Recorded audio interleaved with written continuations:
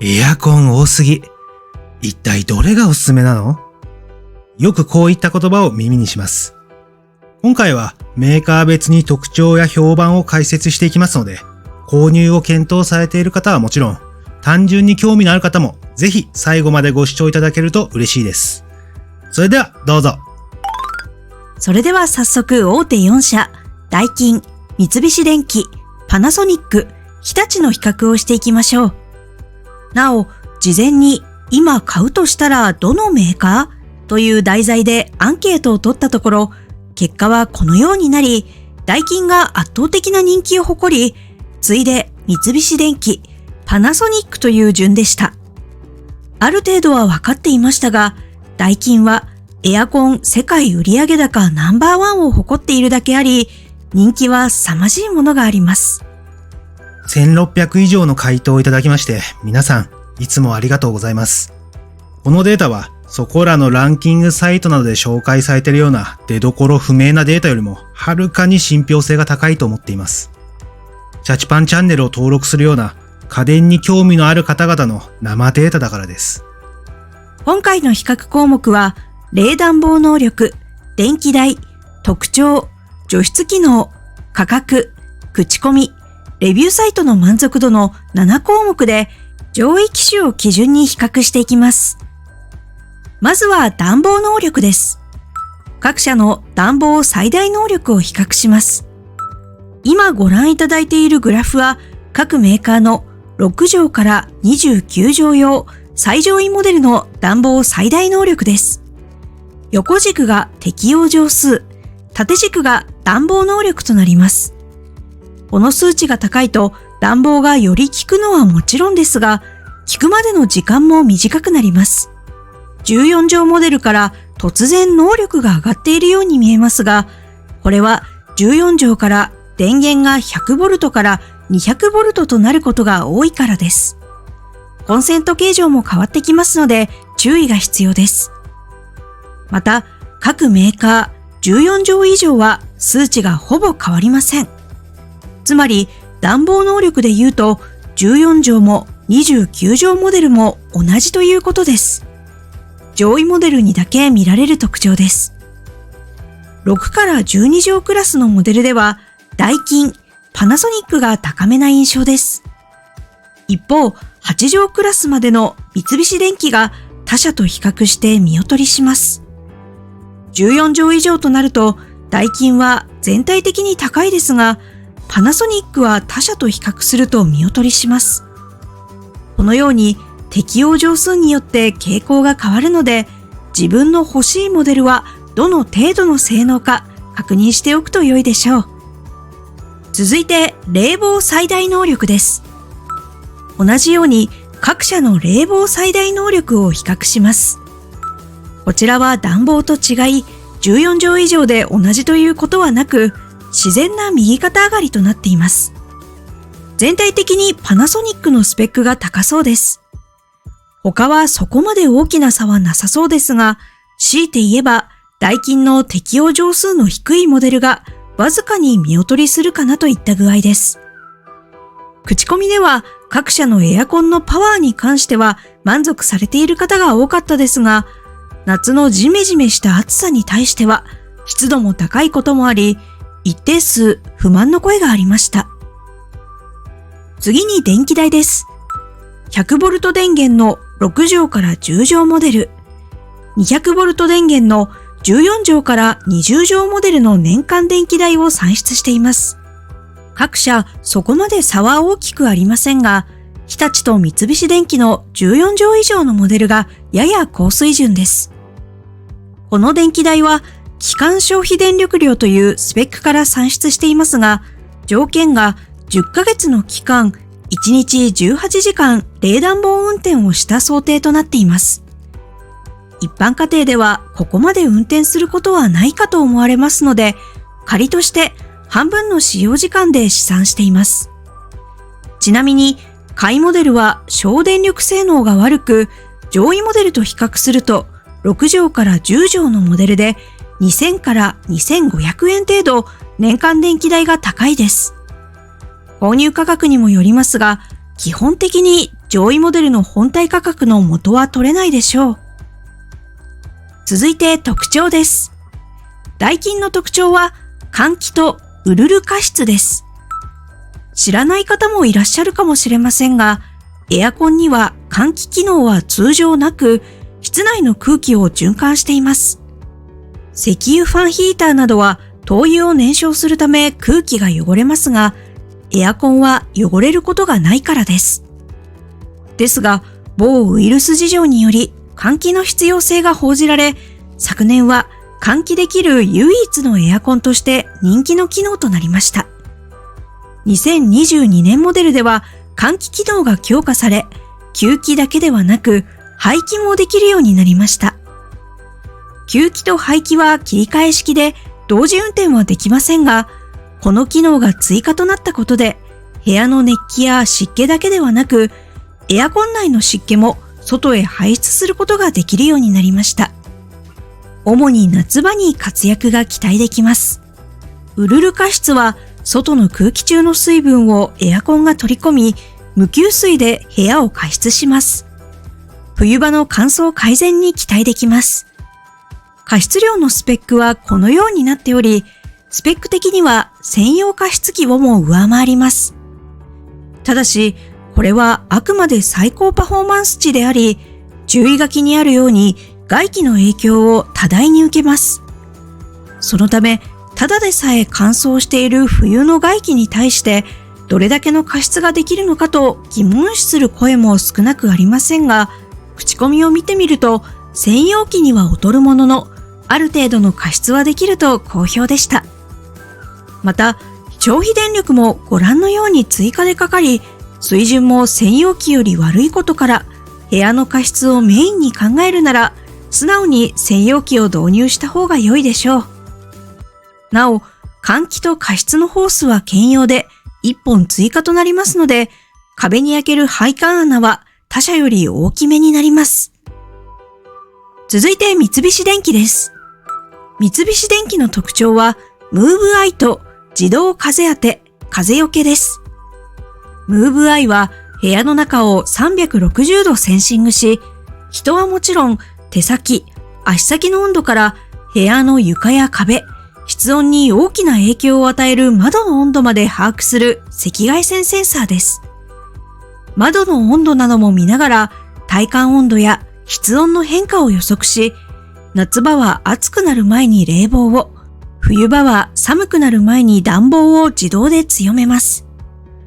他にも部屋の冷え方や温まり方を学習し、部屋に合わせて効率よく運転したり、家具のレイアウトや間取りで気流が遮られてしまう場合も自動で気流が届くルートを探します。ちなみに専用アプリではこのようにサーモ画像を見ることができ、プレデターの気持ちになれるサーモで見守りという機能があります。面白いですが、これで何を見守ればいいんでしょうか。なお、ムーブアイはエアコン真下と犬や猫などは検知できませんので注意してください。自動風当て、風よけは暑いと感じている人、寒いと感じている人、それぞれの温冷感に合わせてエアコンが自動で風当てと風よけを切り替えます。また、14畳以上の最上位モデルではファンも2つあり、風向きだけではなく風量もそれぞれ自動調整されます。ただし、調整できるのはあくまで体感温度であり、吹き出し口の風の温度は変わりません。室温30度の無風の部屋でも扇風機で直接風を浴びると体感温度は低く感じるのと同じ原理です。次にパナソニックです。パナソニックの特徴はエネチャージシステムと換気・加湿機能です。室外機の排熱を有効活用することで暖房時も冷房時も省エネで素早く快適運転します。従来のエアコンの冷房は設定温度となると一旦停止し、しばらくして温度が上がれば運転を再開するというオンオフ機能で設定温度をキープしていました。しかしこれでは運転オフ時に除湿機能もストップするので、部屋の湿度は徐々に上昇し、不快に感じることがありました。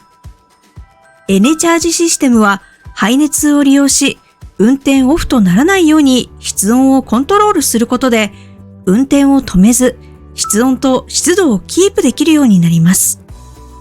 その他にも、立ち上げスピードや省電力にも貢献しているようです。暖房時は霜取り運転中でも温風を出すことができます。従来のエアコンは室外機に霜がついた場合、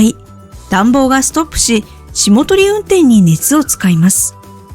そのため、室温が5度以上下がることもありましたが、チャージしておいた熱を利用することで、霜取り運転中でも暖房が止まらず運転ができます。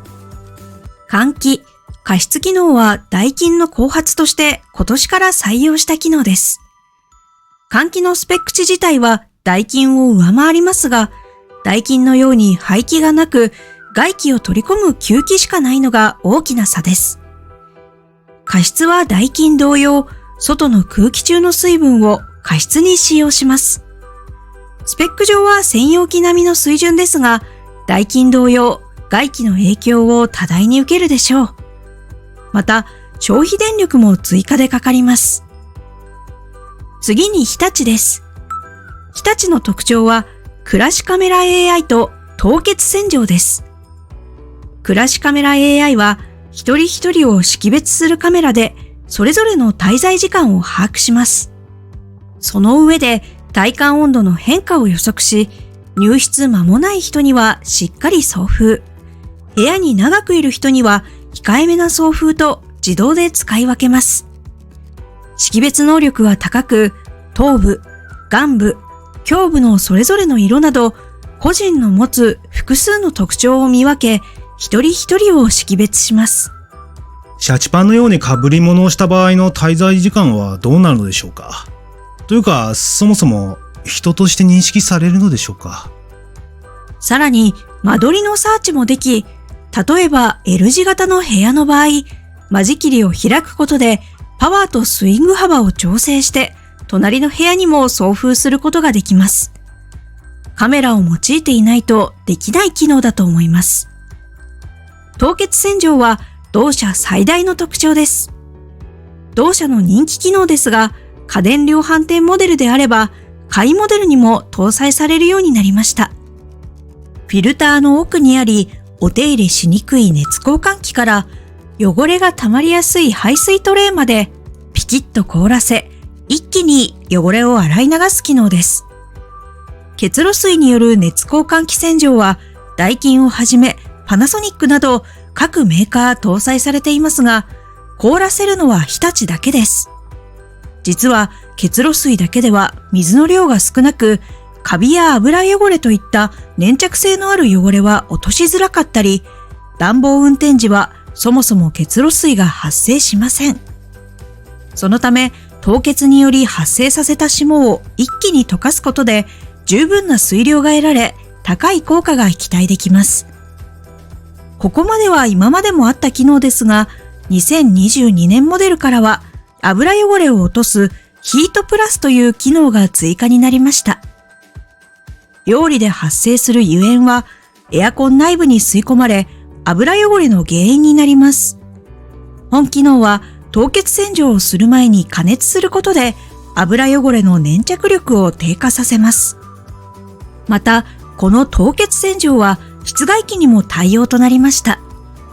ただし、室外機の凍結洗浄は室温、外気温が25度以上では運転しないことがあるとのことなので、室内機と違って条件が厳しいことには注意が必要です。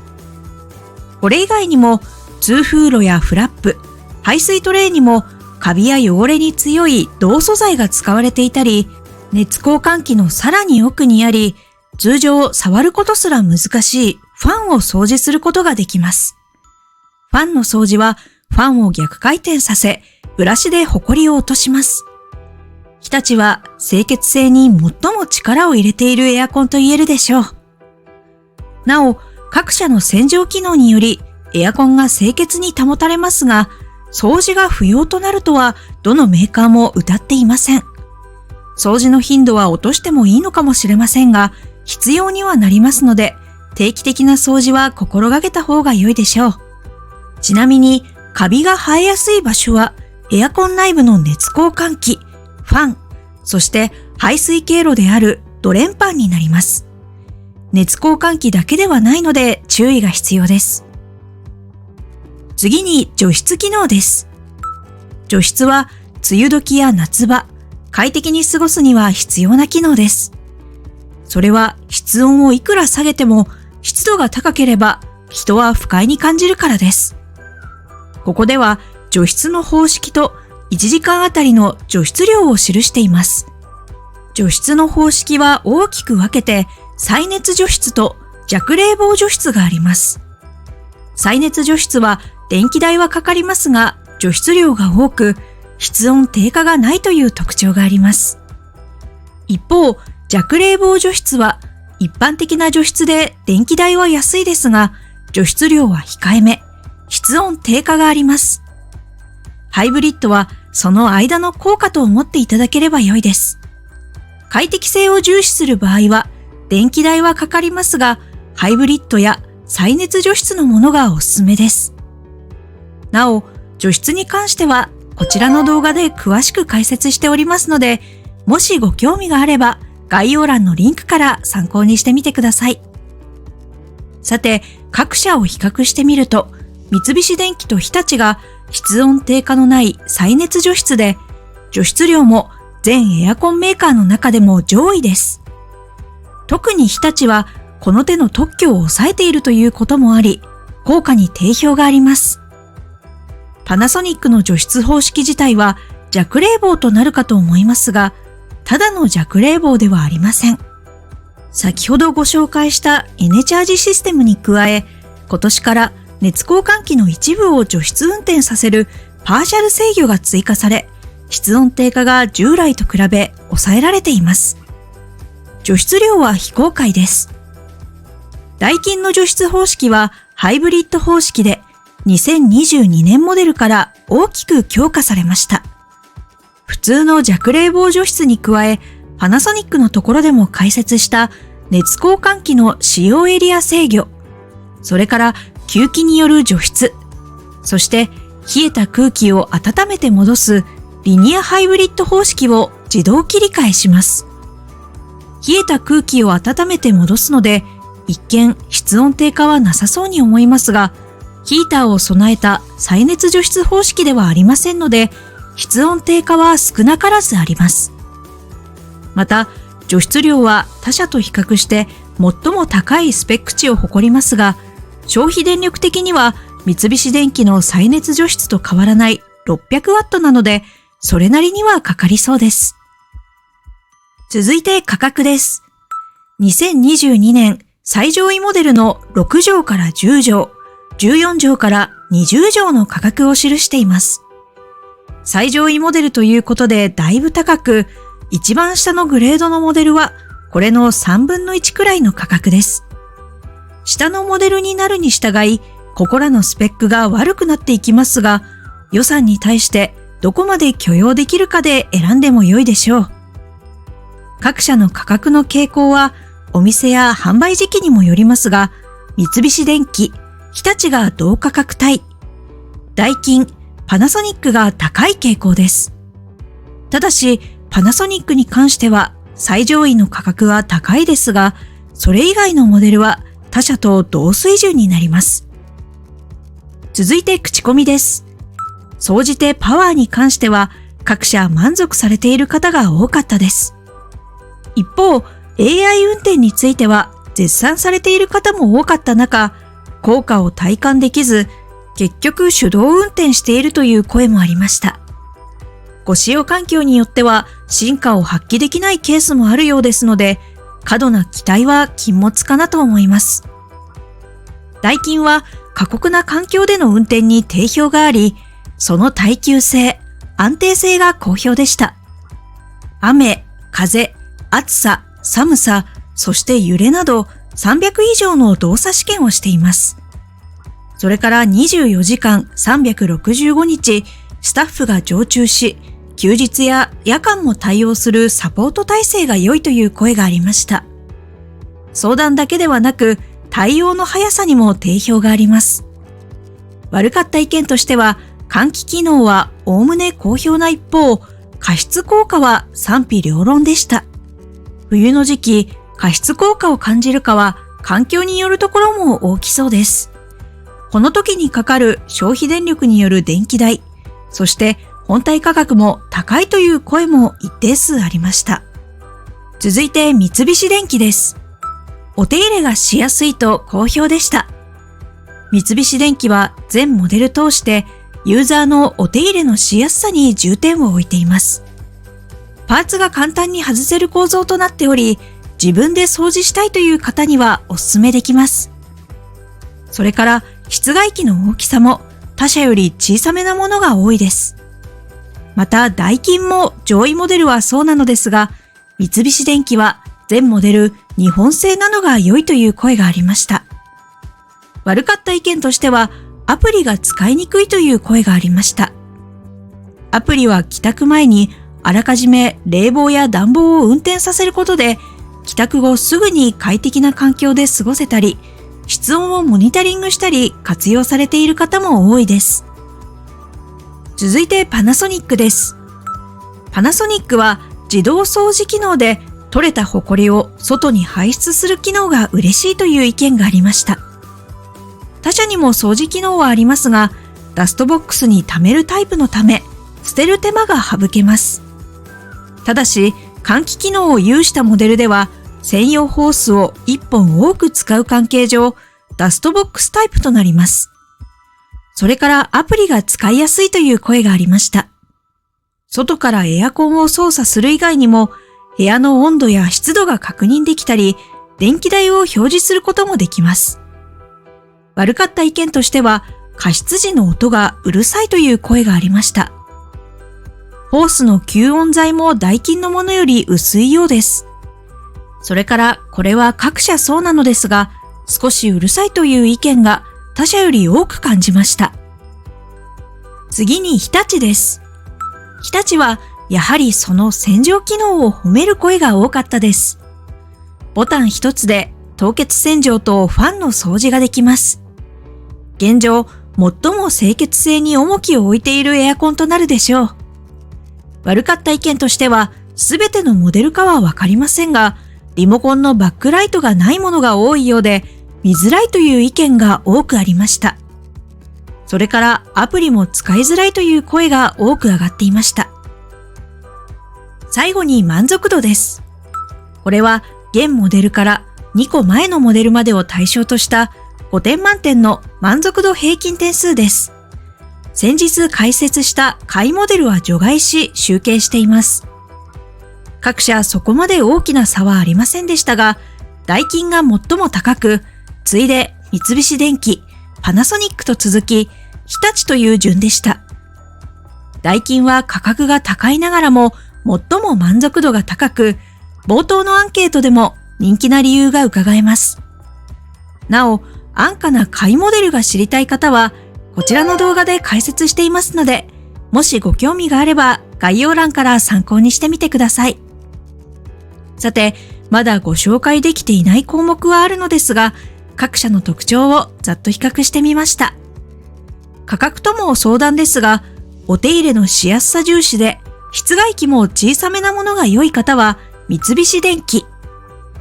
冷暖房能力スペックが良く、アプリを活用したい方はパナソニック。清潔性重視でカラッとした除湿に魅力を感じた方は日立。安定性、耐久性に定評があり、加湿や換気もできるエアコンであればダイキンが候補でしょうか。